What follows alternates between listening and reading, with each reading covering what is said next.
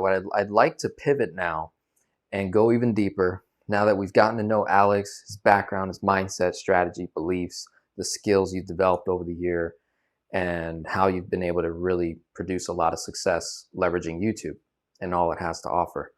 What I'd like to dive into now is your investing framework as it relates to creating wealth in AI. So it's a twofold question. There's the part about how much to invest, Alex, and where and what companies, right? And you cover that a ton on your YouTube channel. So I urge people to go watch Alex's channel so that he doesn't have to spend too much time here on it. What I'm most interested in is the where are you storing the dollars, and then how is that being allocated? So earlier you mentioned Roth IRA.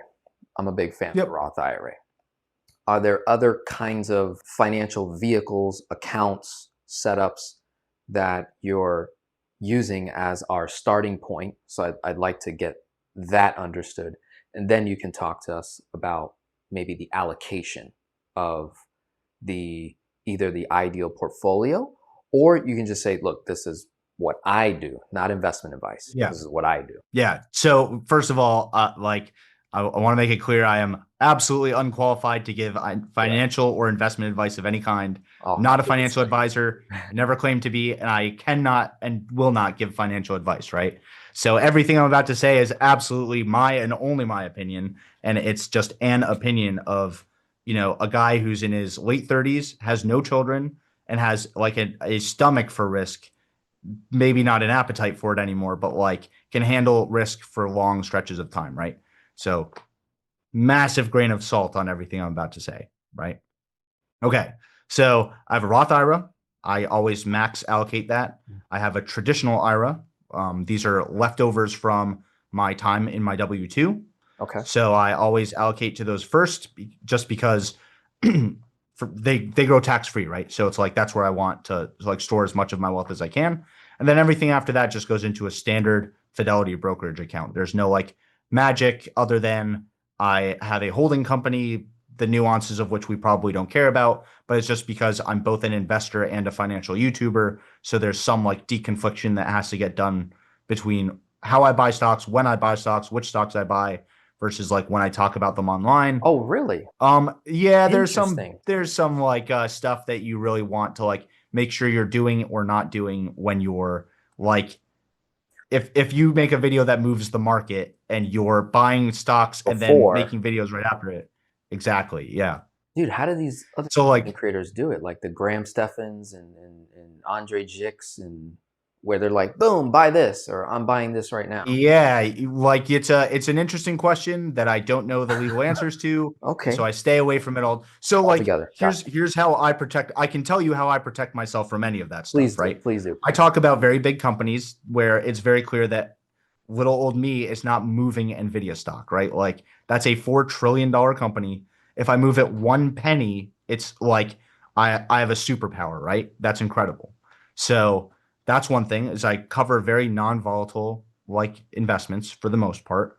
Two is I maintain a trust that has like a fixed allocation schedule, so money goes in at the start of every month. It gets allocated equally among whatever. On your stuff, your auto. Yeah, on my stuff. Depositing. Which has nothing to do with like my content schedule and whatever. So it's like, I hold shares of Palantir, but when I talk about Palantir versus when I buy Palantir, completely independent and irregardless and whatever, right? So I'm never in the position where I buy a stock, then I talk about that stock, then that stock prices go up right after I bought it, right? Like it just doesn't happen. So, and that way I can sleep well at night. Nobody's calling me in the middle of the night. I'm not going to be on an episode of Billions. You know what I mean? Like I can just sort of live my life, right? So but again, all those accounts, there's like a little bit of nuance there around a trust.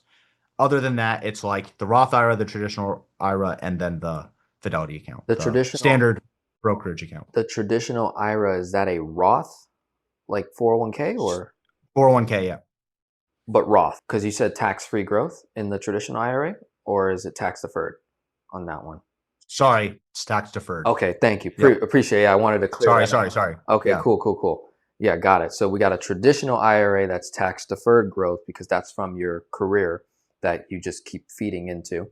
Um, Yep. and the company you work for no longer contributes to that. That's just you. Okay, Correct. Yeah, got yeah. it. And the max contribution is 26,000 now, or is it a little bit I higher? want to say it's either 26,500 or Yeah, 27. somewhere wrong. I'll say 26.5 for now, and someone could fact check me in the comments for sure.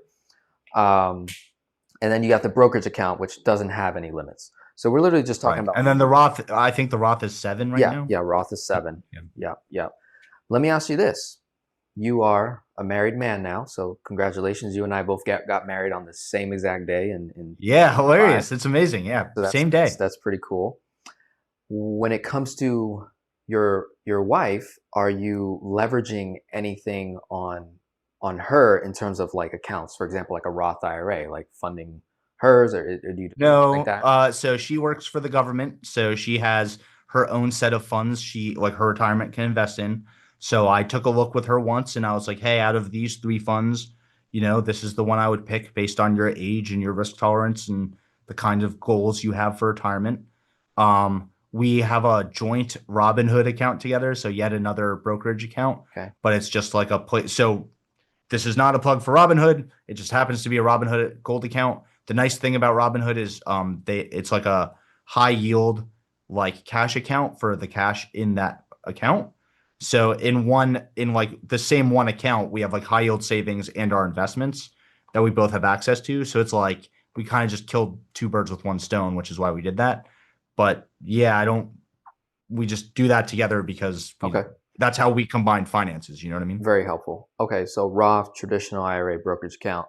When it comes to the Roth, because you personally funded that, when it comes Yep. to the different brokerage platforms, are you the type that just really loves one, or are you the type that kind of spreads out for diversification purposes or risk, things like that? I've heard all the different angles. Yeah. Look, you probably know the answer, but the answer is I'm kind of an idiot. So I have a million of them. The reason why is so all my personal non-YouTubey stuff is on Fidelity. Okay, That's where all my real like my personal holdings, Fidelity, and then Robinhood, the one joint account with my wife, and that's it. gotcha. In actuality, in real like truth, I have like 6 or 7 brokerage accounts because I've been sponsored by 6 or 7 brokerages for the YouTube channel. Got it. So I'll take some money and I'll put it in there to show a real portfolio and be like, look, this is why this brokerage is great, blah, blah, blah. Right. So non-ideal, but I have, money spread all over the place, ideally invested in the same stuff. And I try to keep track of it. So the way I manage it all is like I download all the data every month. It auto populates a spreadsheet and I look at one spreadsheet instead of like 6 brokerage accounts. Okay, got it, got it. So You know, for the everyday American watching that is trying to not only decide the type of financial vehicle, whether it be a Roth, traditional brokerage, we're trying to figure that out. The second thing is figuring out the location where you're going to hold these funds at.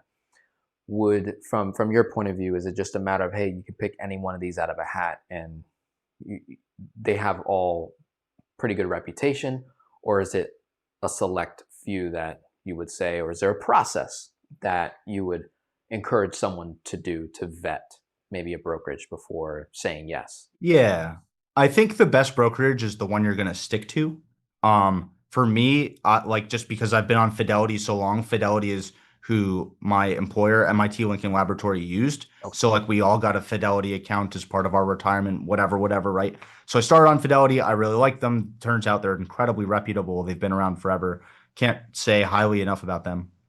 Awesome. But the truth is today, it's like, hey, if you want a mobile first experience, like if the only way you're gonna invest is it's gonna be on your phone, check out Robinhood. Robinhood's great. It's got a great interface. It's got a lot of great features. Very useful. Again, but like if that's it, they're mobile first. If you're big into dividend stocks or allocate like managing portfolios, like if you're the type of person who thinks about portfolios versus just like multiple individual stocks, M1 Finance has a really great interface for managing a portfolio, not just a list of stocks. That's like kind of their big shtick. So really, if you have a specific investing philosophy, or a specific investing like MO, like I'm only going to use my phone. I don't like looking at my computer. There might be like, hey, go shop around for like the couple features you're looking for and see which Yeah. brokerages have the best. But other than that, like if you're, and make sure you're sticking to brokerages with like hundreds of thousands of reviews, obviously. Yeah. But between the Robinhood and M1 Finances and the Fidelity and Charles Schwab's of the world, like they're all going to do all things, you know? Yeah. Okay. Good. I like that. I like that response there for that. I think that's very, very helpful. So there's picking the types of accounts. You're a fan of the Roth. You just had the traditional IRA from work, and then you got your standard brokerage account. Now, when it comes to the actual investments that you're making with the dollars that you now have contributed, and again, this is not investment advice, we're getting into a very narrow discussion here on how one can create wealth in a specific industry, AI, which is what Yeah. you're solely focused on. When it comes to how you invest in the AI industry, talk to us a little bit about that process and then the allocation of how you're picking, and if you're someone that goes off timing, or are you more so thinking long term? Give us that framework there. Yeah. So the actual framework is like pretty simple and difficult to execute, I would say. So simple in the sense that it's really one step. It's like research stuff until I'm really comfortable putting money against the idea, which is both, you know, that's it. I'm done with the framework. Yep. But also, it takes 40 hours of my week, right? This is my full time job, is sort of like what I've stopped calling myself a YouTuber and I've started calling myself like a semiconductor analyst on YouTube. So like I really the part of the like the video job isn't the part I care about, right? It's the research part. It's the, do I have an idea here that's like worth investing in? Do I, you know, and that just unfortunately takes time, right? But let's talk about sort of one level higher, how people can like not spend 40 hours a week thinking about this and still reap most of the returns, right? So it turns out that the NASDAQ, which the symbol, the best fund that I like is QQQ, right? Already handles a lot of this research for you by the way like stocks are picked and by the way they're weighted and whatever. So if a company is winning in AI, chances are it's heavily represented in the NASDAQ.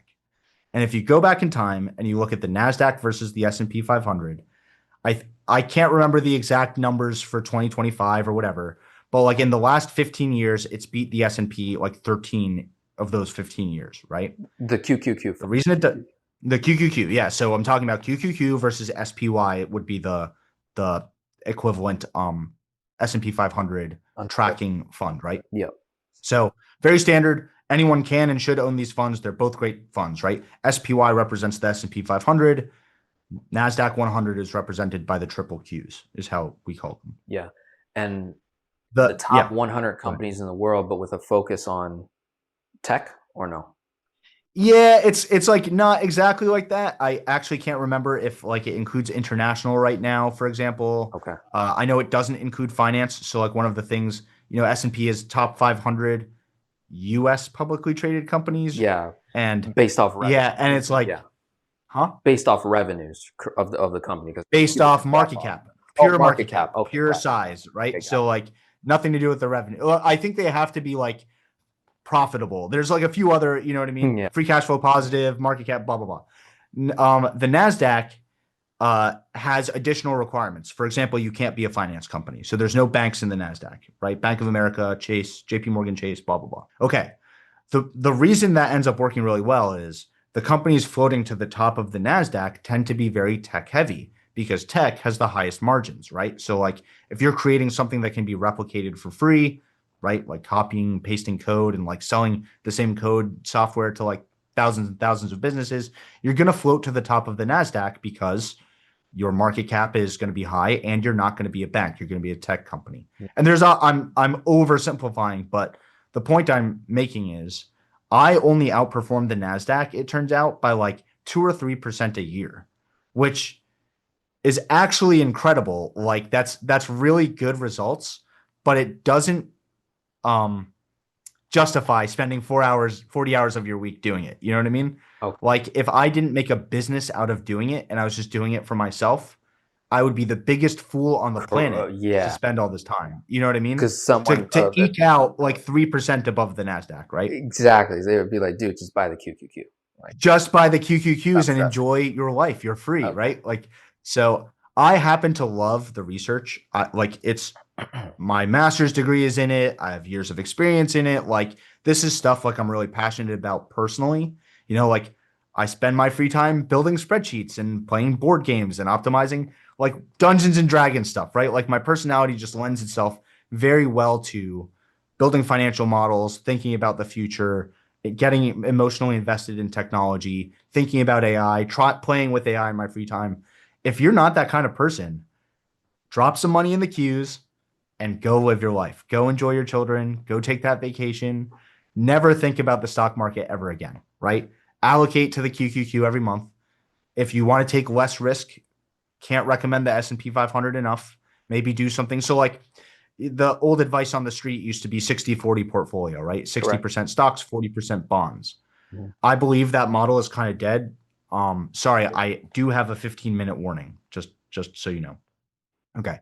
Um, I kind of think the 60-40 portfolio is dead, but what's replacing it is 60% S&P 500, 40% NASDAQ, or the other way around, right? Like if you want to allocate more risk, 60% NASDAQ, Mhm. And then if you're really gung-ho about one or two stocks, because you know about a lot about them, which we'll talk about next, buy one or two stocks, but otherwise, you have 100 with the NASDAQ, 500 with the SPY, so you're going to be pretty diversified, right? Like now you're holding 500 plus companies and you can sleep well at night knowing that if any one of them goes down, you didn't just blow up your retirement, right? Right. And so outside of the Roth, the traditional, the brokerage account, have you come across or learned any other kinds of accounts, like maybe the Roth 401k or like other accounts that might pique your interest in terms of, because it would seem like between the Roth and the traditional, that money's locked up. You're not touching that. Yep. That's for retirement. Yep. So it's really Yeah. only the brokerage account that's liquid, and Yep. that's where you're investing.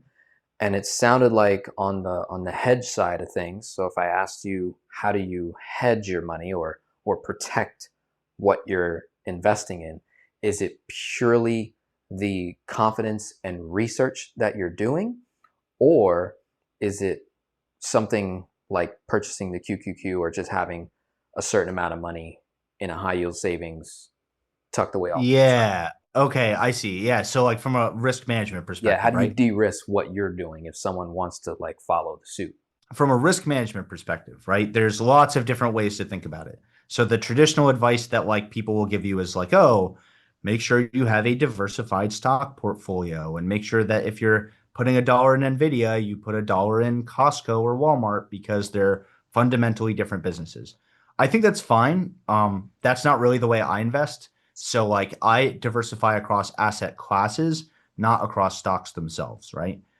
Because what you'll find is in like a big drawdown, these stocks are all correlated anyway. For example, when Trump announced tariffs, consumer goods companies and semiconductor companies got hit. They all went down like 20 or 30% in April or whatever. You pull up the stock chart for any of these companies, you're going to see a big dip in April. So the way I like to do it is I hold some real estate. So I own my home. I have a mortgage. I bought my mom a condo a few years ago. I have a couple other mortgages as well. I have private equity. So, part of my job, I think I said it a little earlier, was I do some research on the private side for family offices and wealthy individuals. I also am allowed to be in those deals. So, like, part of the deal for a lot of the research that I do is, hey, like, if this turns out to be a great thing, I'd love an allocation. And most people are like, yeah, cool. If you have the money, I'll connect you to the guy I'm buying shares from, right? So I have actually a sizable private equity portfolio, um, and then public stocks, right? Warren Buffett, I think, said this. I can't remember if it's Buffett or Munger off the top of my head, but it's one of them. And diversification is a shield against stupidity. And I strongly believe that. I strongly believe like if you're serious enough to be investing, you should be serious enough to do the research to make sure you know what you're investing in. And that to me it's not as complicated as I think we've made it out to be in this chat, right? If you're an iPhone lover, you should invest in Apple. If you believe that the iPhone is the best mobile experience, right? You should be an owner of this company. You understand the product that drives their revenue, right? You intimately understand their business. You know their services, right? If you have Apple TV, if you have AirPods or Beats, if you have the iWatch, right? That's it. You understand their business. They don't make other stuff besides what I just said. That's like 90% of their revenue, everything I just said. Go buy that stock. Be an owner of the business you do understand as a user, right? Mm-hmm. If you shop at Walmart all the time, if you're like Walmart and Sam's Club, I swear by them because they have the best products, the best prices, blah, blah, blah, blah, blah, the best customer experience. Go buy Walmart stock. Go buy it because you want to own the businesses that you understand, right? Walmart's a great company. If you look at Walmart's stock chart, you're not going to be sad owning that business. I own Amazon stock because they carried me through the pandemic, right? Like, not to mention they carry the entire internet, but that's a separate story. But like, don't overthink it. What are the things in your home that you know, love, and use daily? Yeah. Should you own some of that business if you think there are a lot of people out there like you, right? Yeah. That's it. Dude, this was extremely valuable.